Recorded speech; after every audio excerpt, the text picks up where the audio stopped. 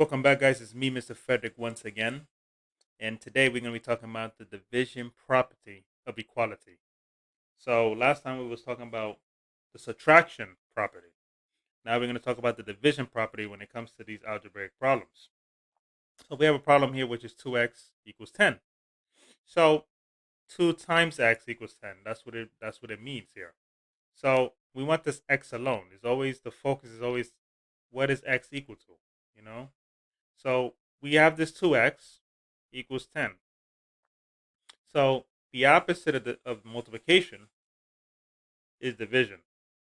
So since we want the x alone, we need to divide the 2 on both sides.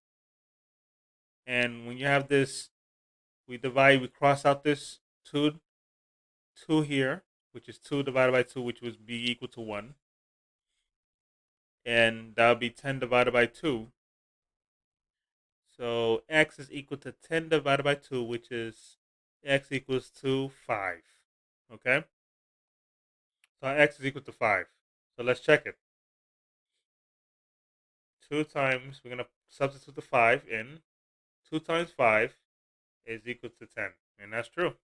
2 times 5 does equal to 10.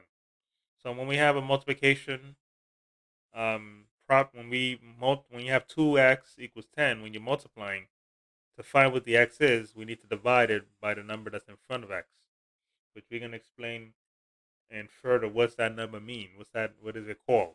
Okay? So 2x equals 10, so we have to divide by the 2.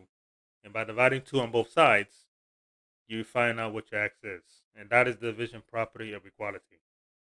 All right, guys, that's it for this lesson. Stay tuned for the next one, which is the multiplication property of equality.